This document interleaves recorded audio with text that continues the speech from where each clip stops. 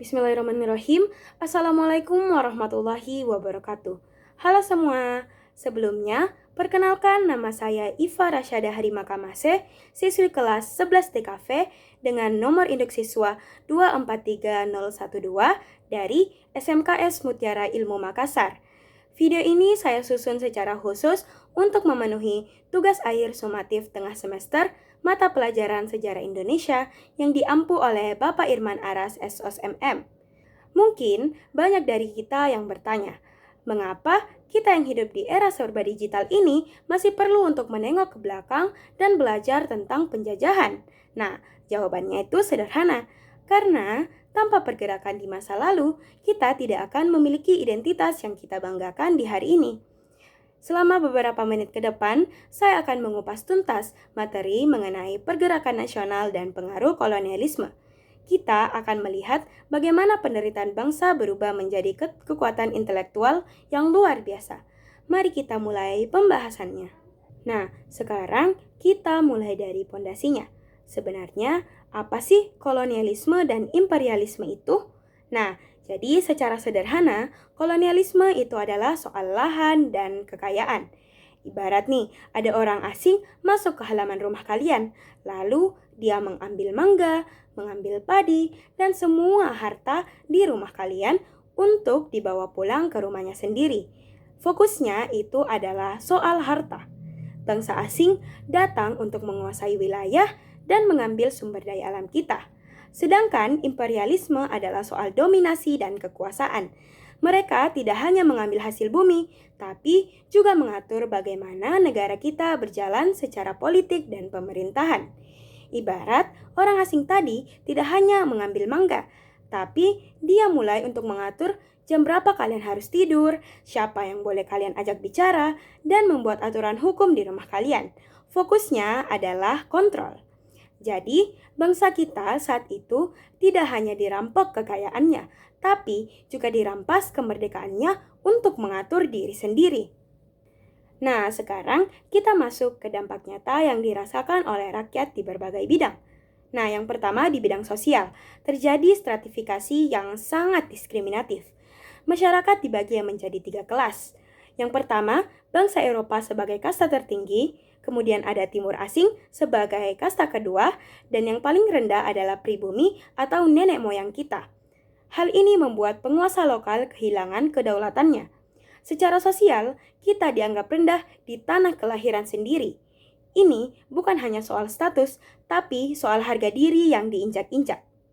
Di bidang ekonomi, penderitaannya jauh lebih berat. Lewat sistem tanam paksa tahun 1830, rakyat dipaksa bekerja demi komoditas ekspor Belanda. Analoginya seperti ini. Kalian punya sawah, tapi kalian dilarang menanam padi untuk makan keluarga kalian. Kalian dipaksa untuk menanam tebu atau kopi yang hanya laku dijual oleh si tamu tadi ke luar negeri. Nah, kalian yang bekerja, mereka yang kaya, dan kalian dibiarkan kelaparan. Inilah yang disebut kemiskinan struktural, kemiskinan yang diciptakan oleh sistem. Poin ini penting, karena kemiskinan inilah yang nantinya menyadarkan bangsa kita bahwa kondisi ini tidak boleh diteruskan. Namun, di awal abad ke-20 muncul kebijakan politik etis. Belanda mulai membangun sekolah-sekolah seperti HIS yang setara dengan sekolah dasar selama 7 tahun untuk pribumi bangsawan, lalu ada MULO yang setara dengan SMP, hingga sekolah kedokteran Stovia. Tujuan awal Belanda adalah mencari tenaga kerja murah yang bisa baca tulis.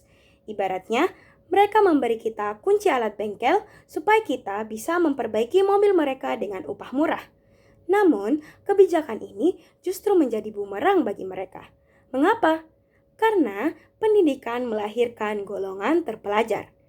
Pemuda-pemuda kita yang sekolah di sana mulai sadar akan konsep kesetaraan dan kemerdekaan. Mereka menyadari bahwa melawan meriam tidak selalu harus dengan bambu runcing, tapi bisa dengan diplomasi dan pemikiran. Dengan kunci atau pendidikan itu, anak-anak muda Indonesia seperti Dr. Sutomo dan juga I.R. Soekarno justru belajar hal lain. Mereka tidak hanya belajar administrasi, mereka belajar tentang kemerdekaan dan keadilan. Pendidikan inilah yang menjadi bumerang bagi Belanda. murid-murid yang mereka didik justru menjadi orang-orang yang merancang cara untuk mengusir mereka. Nah, setelah pintar, pahlawan kita mulai berorganisasi. Perjuangannya tidak lagi menggunakan golok, tapi melalui organisasi modern. Kita mulai dengan Budi Utomo. Budi Utomo didirikan oleh para mahasiswa Stovia di Jakarta pada tanggal 20 Mei 1908. Fokus utamanya adalah untuk memajukan pendidikan dan kebudayaan bagi penduduk pribumi, khususnya di Jawa dan di Madura.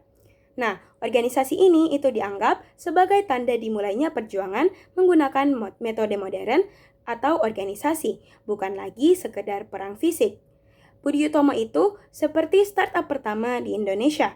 Fokus mereka itu bukan langsung ke politik praktis, tapi ke pengembangan sumber daya manusia melalui pendidikan dan kebudayaan. Tokohnya seperti Dr. Sutomo dan Dr. Wahidin Sudirohusodo sadar bahwa bangsa yang besar harus dibangun dari orang-orang yang berpendidikan dahulu. Meskipun awalnya hanya untuk kalangan Jawa dan Madura, Budi Utomo lah yang berhasil menyalakan lampu pertama di tengah kegelapan penjajahan. Inilah alasan mengapa 20 Mei kita peringati sebagai Hari Kebangkitan Nasional. Karena disinilah kesadaran untuk bersatu secara organisasi dimulai. Lalu muncul Sarekat Islam atau SI. Awalnya bernama Sarekat Dagang Islam yang didirikan oleh Haji Saman Hudi untuk melindungi pedagang batik lokal. Namun, di bawah pimpinan Haji Umar Said Cokroaminoto, organisasi ini berubah menjadi Sarekat Islam dan menjadi organisasi massa terbesar karena bersifat terbuka bagi seluruh rakyat jelata yang merasa tertindas. Jika Budi Utomo adalah kelompok kecil intelektual, maka Sarekat Islam adalah sosial media dengan jutaan pengikut. Di bawah pimpinan Haji Umar Said Cokroaminoto, SI menjadi organisasi massa pertama yang sangat besar. Mengapa? Karena mereka menyentuh dua hal paling dekat dengan rakyat, agama dan ekonomi. SI memberikan rasa percaya diri kepada rakyat kecil bahwa mereka punya kekuatan jika bersatu dalam satu barisan. SI membuktikan bahwa perjuangan bisa sangat kuat jika agama dan ekonomi dijadikan dasar untuk menyatukan jutaan orang. Nah, selanjutnya ada Indonesia Partai. Ini adalah partai politik pertama di Indonesia yang berani menuntut kemerdekaan secara terang-terangan. Partai ini didirikan oleh Dowes Dekker, Cipto Mangunkusumo, dan Ki Hajar Dewantara atau yang lebih kita kenal sebagai Tiga Serangkai. Organisasi ini bersifat multikultural. Organisasi ini itu menggabungkan orang Indo-Eropa dengan pribumi untuk bersatu melawan pemerintah kolonial Belanda. Mereka ini adalah The Rebel atau pemberontak yang cerdas. Mereka organisasi pertama yang berani menggunakan kata merdeka dan Hindia untuk orang Hindia. Mereka ini tidak mau basa-basi. Nah, karena saking beraninya menyinggung perasaan pemerintah Belanda lewat tulisan, seperti salah satu tulisan Ki Hajar Dewantara yang berjudul Seandainya Aku Seorang Belanda, ketiga tokoh ini itu akhirnya ditangkap dan dibuang. Mereka mengajarkan kita bahwa keberanian bicara adalah kunci dari perubahan. Meskipun akhirnya tokoh-tokoh ini dibuang atau diasingkan oleh Belanda, Indonesia Partai berhasil menanamkan ide bahwa Indonesia harus merdeka secepatnya. Nah, terakhir, lahirlah Partai Nasional Indonesia atau PNI yang dipimpin oleh tokoh yang kita kenal sangat karismatik, yaitu Insinyur Soekarno. Organisasi ini mengusung ideologi nasionalisme yang bertujuan untuk kemerdekaan penuh Indonesia. Strategi utamanya adalah self-help atau menolong diri sendiri dan tidak mau bekerja sama atau non-kooperatif dengan pemerintah Belanda. PNI adalah arsitek kemerdekaan. Bung Karno menggunakan paham nasionalisme untuk membungkus semua perbedaan menjadi satu kesatuan yang sangat besar. Strateginya adalah marhainisme atau membela rakyat kecil yang tertindas. PNI bersikap non-kooperatif, artinya mereka sama sekali tidak mau duduk atau kerja sama dengan Belanda. Mereka percaya bahwa kemerdekaan harus diraih dengan tangan sendiri, bukan pemberian. PNI menjadi motor utama untuk mempersiapkan mental bangsa untuk menjadi negara yang mandiri dan berdaulat. Nah, Dengan begitu, cara berjuang kita pun ikut berevolusi. Dari yang sebelumnya bersifat kedaerahan, kini berubah menjadi nasional. Ada dua strategi yang digunakan. Yang pertama, kooperatif atau bekerja sama secara terbatas, dan non-kooperatif atau menolak total kerjasama. Meskipun jalannya berbeda, tujuannya tetap satu, kedaulatan penuh bagi bangsa Indonesia. Yang pertama, strategi kooperatif, yang merupakan taktik perjuangan di mana tokoh-tokoh pergerakan bersedia bekerja sama dengan pemerintahan kolonial Belanda. Mereka mau duduk di dalam dewan-dewan resmi bentukan Belanda.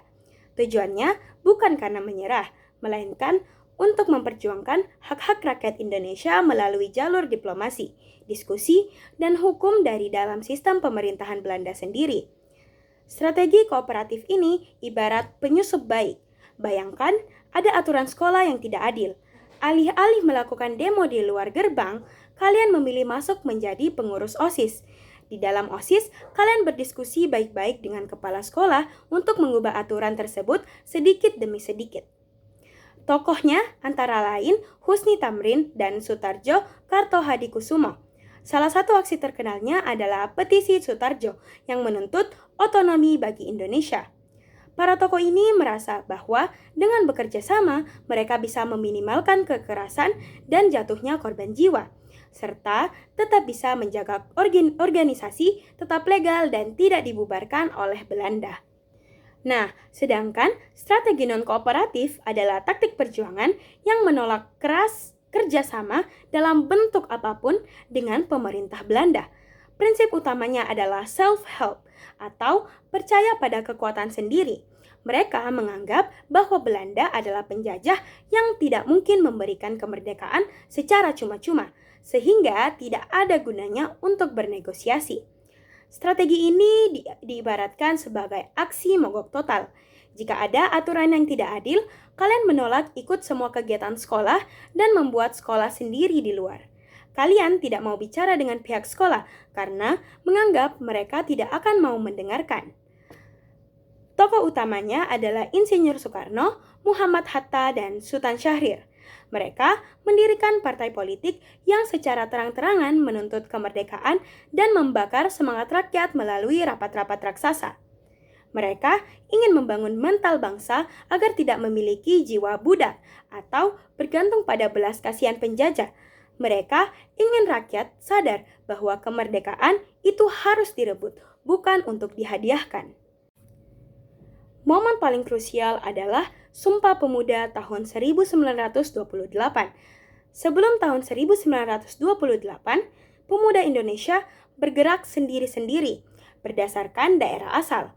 Ada Jong Java yang berisi pemuda-pemuda Jawa, ada Jong Celebes yang berisi pemuda-pemuda Sulawesi, Jong Ambon, dan lain-lainnya. Mereka punya tujuan yang sama, merdeka, tapi masih terkotak-kotakkan oleh identitas suku. Nah, bayangkan nih, ada sebuah tim sepak bola. Pemain depannya merasa paling hebat karena dari suku A. Pemain tengahnya hanya mau mengopor ke suku B.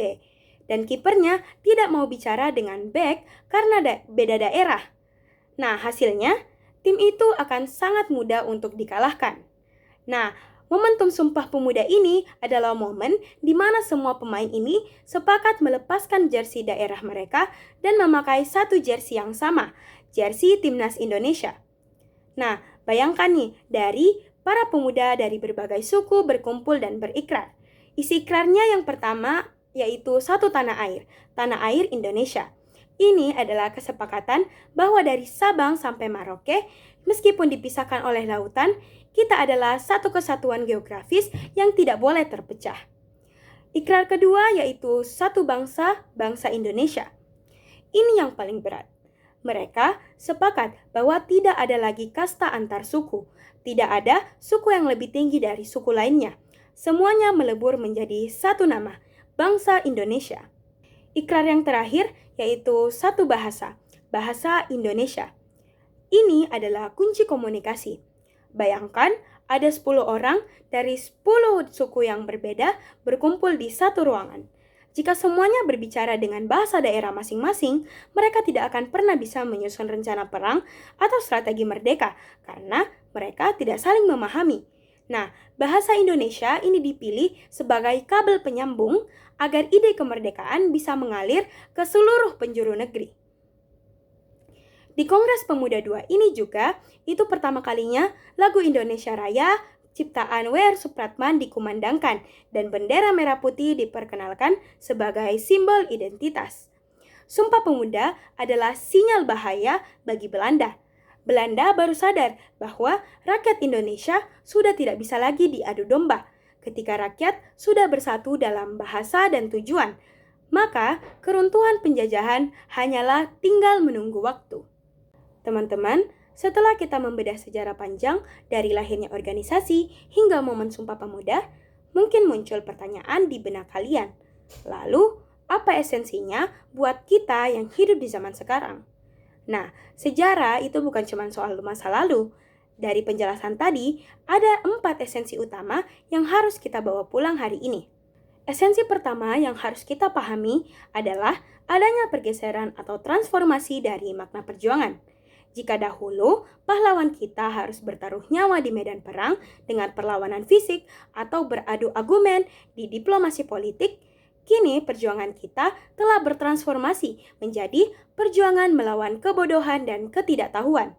Di era informasi yang sangat cepat ini, musuh terbesar kita bukanlah bangsa asing, melainkan rasa malas untuk mencari tahu kebenaran dan rendahnya literasi yang bisa membuat kita terjajah secara pemikiran. Selanjutnya, kita harus memandang pendidikan bukan sebagai beban, tetapi sebagai investasi jangka panjang bagi masa depan Indonesia.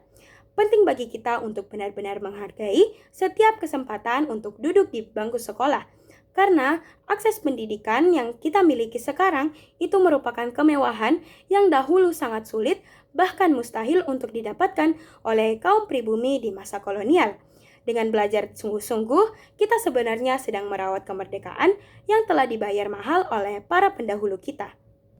Esensi ketiga adalah membangun kesadaran kolektif atau kepedulian sosial terhadap kondisi di sekitar kita.